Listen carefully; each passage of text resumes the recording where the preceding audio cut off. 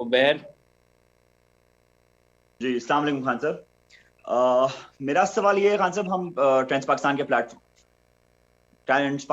Form سے اس وقت جلسوں کو کور کر رہے ہیں. گراؤنڈ پہ آپ ہی کا نام ہے اور آپ کا جو بیانیہ ہے وہ بک بھی رہا ہے اور عوام اس طریقے سے بات کر رہی ہے جیسے پہلے کبھی نہیں کی گئی. میرا سوال یہ ہے کہ پولنگ سٹیشنز کے اوپر تو پی ٹی آئی کے جو کارکنان ہیں وہ دھاندلی روک لیں گے، وہ ٹرین ہو چکے ہیں.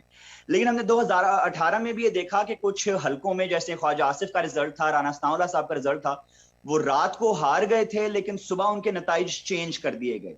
ایسی دھاندلی کو روکنے کا کیا پلان ہے تحریک انصاف کے پاس جو آر او کے آفس میں جا کر ہوتی ہے؟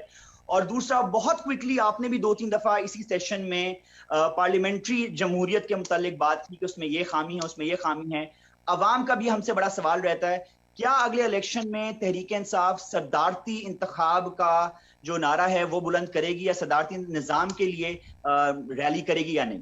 اس کو ذرا جواب دیجیے. دیکھیں یہ کیوں ای وی ایم مشینز نہیں آنے دی، میں پھر سے سوال پوچھتا ہوں. کیونکہ ای وی ایم مشین ہوتا کیا ہے؟ وہ کیلکولیٹر ہوتا ہے، سارے رزلٹس پنچ کرتے رہتے ہیں.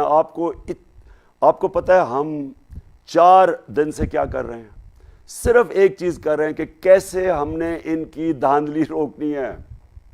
کون سی مثلا انگلینڈ کے اندر کوئی ایسا تصور بھی نہیں کر سکتا، یا یورپ میں یا امریکہ میں، کہ آپ کی 4 دن سے ٹریننگ کیا ہو رہی ہے کہ انہوں نے دھاندلی کیسے آپ نے روکنی ہے.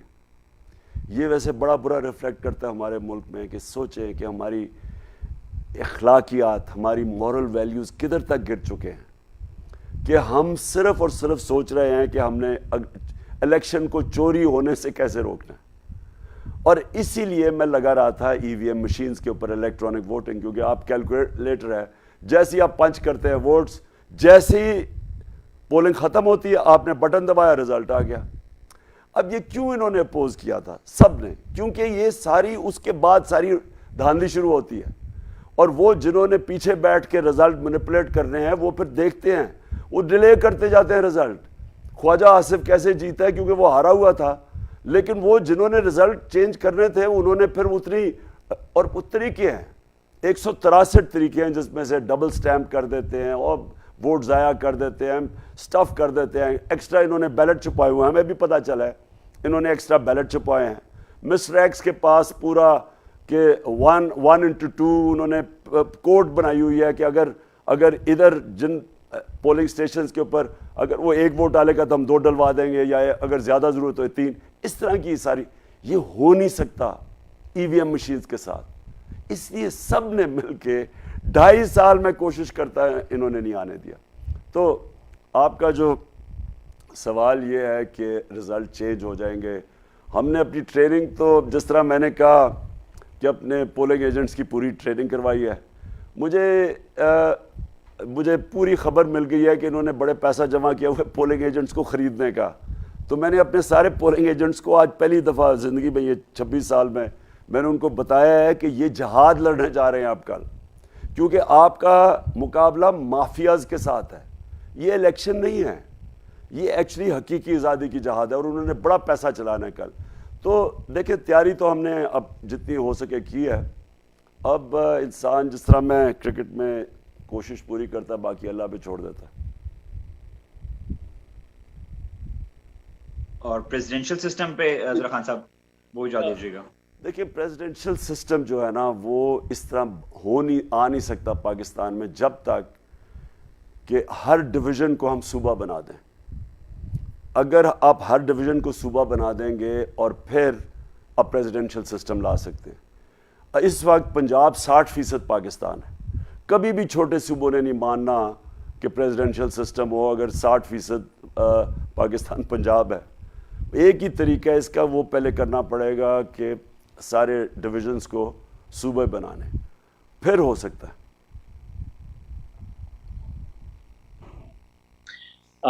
نجم باجوہ، اگر آپ آڈیو کا ایشو صحیح ہو گیا ہو تو پلیز کوشچن کریں. جی خان صاحب، میرا نام نجم باجوہ ہے اور بڑا امپورٹنٹ کویشچن ہے کیونکہ آج آپ نے کچھ لوگوں کو یو ٹرن کی دعوت دی ہے. اگر وہ یو ٹرن نہیں لیتے ہیں، جو کہ نظر نہیں آ رہا کہ وہ یو ٹرن لیتے ہیں، کیونکہ کل تو لٹمس ٹیسٹ ہے जिस तरह से आपकी सपोर्ट है, फिर भी धांधली हो जाती है और वो यू टर्न नहीं लेते हैं, तो फिर आखिरी ऑप्शन क्या है?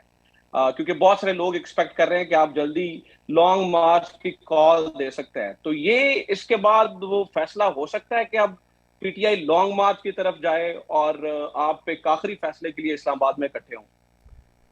देखिए नजम, आगे क्या होता है वो तो मैं अभी नहीं कह सकता, लेकिन यू टर्न क्या होती है? यू टर्न का मतलब ये होता है कि जब एक लीडर, एक क्रिकेट कैप्टन, एक पार्टी का सरबराह, एक जनरल जो भी फैसले जब करते हैं ना, तो उनके अंदर आजिज़ी होनी चाहिए। अक्ले कुल कोई नहीं होता। फैसलों के अंदर भी आपकी किस तरह की मुशावरत हुई है फैसला करने से पहले, वो बहुत इंपॉर्टेंट। किन लोगों से आपने की है? क्या आपने ऐसे लोगों से तो नहीं कर दी जिनका कोई वेस्टेड इंटरेस्ट है? क्या उनकी अपनी कोई ज़ात बीच में आ गई, अपना ज़ाती इंटरेस्ट आ गया, उन्होंने आपका फैसला ही गलत करवा दिया? तो जो आप फैसले करते हैं हमेशा उसमें आजिज़ी होनी चाहिए। और आजिज़ी का मतलब ये है कि मैं जितना भी अपने आप को दुनिया का बेस्ट क्रिकेट कैप्टन समझूं, लेकिन जो भी मैं स्ट्रैटेजी बनाता था, मुझे हमेशा ये होता था कि इसमें कोई ना, अगर और हो जाती थी, गलतियां हो जाती थी, तो अकल ये होती है, कामयाबी का राज ये होता है कि जब आपसे गलती हो जाए तो आप में वो एबिलिटी होनी चाहिए कि उसको करेक्ट करो, चेंज करो, आप फेलियर को कंपाउंड ना करो। एक सेइंग है कि when you are in a whole stop digging. आप जब एक गलती कर बैठते हैं, उसको ठीक करते करते मजीद और गलतियां ना करें। तो मैं मिसाल दी थी, दो बहुत बड़ी दुनिया के इवेंट्स हुए थे, दोनों दुनिया की अपने वक्त की सबसे सुपर पावर्स थी, जो हिटलर की जर्मनी और नेपोलियन जो अपनी जब पीक पे था फ्रांस। दोनों की बेस्ट आर्मीज थी दुनिया में। दोनों फौजों ने अटैक कर दिया रूस के ऊपर। दोनों फौजों को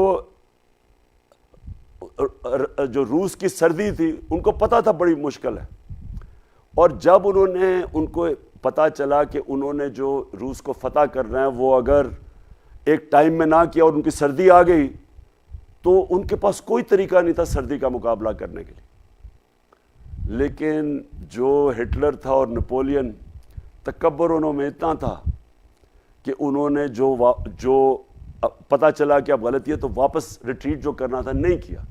दोनों फौजें तबाह हुई। तो मैं सिर्फ ये कहता हूँ कि मेरी ज़िंदगी, ये जब बड़ी स्टूपिड बातें करते हैं जिन्होंने ज़िंदगी में उन्होंने कोई अचीव ही ना किया हो, कोई बड़े फैसले ना किए हो, जी यू टर्न हो गई। यू टर्न तो एक अक्लमंद लीडर की क्वालिटी होती है कि कब रिट्रीट करनी है और कब आगे जाना है, ये तो अक्लमंदी होती है, क्योंकि असल में तो आपने जीतना होता है। तो उसको उधर मकसद के पहुंचने के लिए, और यहाँ मकसद है पाकिस्तान की बेहतरी आज क्या है? क्या ये है कि हम धांधली करके इनको इलेक्शन जिता दें? ये एक गैर आईनी और कानूनी जो बैठ गया जाके लोटों की वोटों के ऊपर और वो डिस्क्वालीफाई, ये जो हमजा है, क्या इनको इलेक्शन में धांधली करके जिताना, ये पाकिस्तान की इसमें फ़ायदा होगा? क्या ये जो सारा एनआरओ का ये पलंदा बैठ के आके नेशनल असेंबली में जिन्होंने आते साथ ही 1100 अरब रुपए अपने माफ़ करवा लिए, ये पाकिस्तान की बेहतरी है? जो अब लेवल की चोरी होगी, पहले तो ये माफ़ करवा के अब जो ये चोरी करेंगे, जनरल मुशर्रफ के एनआरओ के बाद इन्होंने जो 10 साल में लूट मार की है, अब वो माफ़ करवाने आ गए। क्या ये पाकिस्तान की बेहतरी है? तो अगर हमारा मकसद पाकिस्तान है तो ये है टाइम सोचने का कि इस बेहतरी में हमने कैसे अपने मुल्क को बचाना है। इसमें ये नहीं कि इमरान खान एस्टेब्लिशमेंट के अगेंस्ट है, मेरी तो कभी भी इनसे कोई ऐसी चीज़ नहीं थी, लेकिन मैं पाकिस्तान के लिए अगर कभी मुझे कोई कहे कि मैं इन चोरों को मान जाऊंगा, जो मर्जी मुझे कहे, एस्टेब्लिशमेंट कहे, जो मर्जी कहे, सुपर पावर कहे, मैं तो अपनी जान दे दूंगा, मैं इनको कभी मानूंगा नहीं, क्योंकि मैंने तो 26 साल इन चोरों के खिलाफ जहाद की है। इन्होंने मुल्क का बेड़ा गर्क करके रख दिया। जब ये दो खानदान 32 साल से ये दो खानदान हुकूमत कर रहे हैं इस मुल्क पे, 32 साल से, और ये 90s के अंदर मैं हिंदुस्तान में जब मैच खेल के आता था 80 की दिहाई में, तो वो लगता था गरीब मुल्क से अमीर तरीन मुल्क में आ गया हूं। 90 की दिहाई में जब से ये दो आए हैं, ہم بنگلہ دیش سے بھی پیچھے رہ گئے ہیں, ہندوستان بھی آگے نکل گیا ہمارے, اور یہ اربوں پتی بن گئے ہیں, اور سارے ان کے اثاثے, آپ کو اندازہ نہیں ہے کہ انہوں نے کتنا پیسہ چوری کیا اس ملک سے, ان کے لنڈن میں فلیٹ, ان کے آف شور اکاؤنٹس, یہ تو ابھی تھوڑی سی چیزیں سامنے آئی ہیں.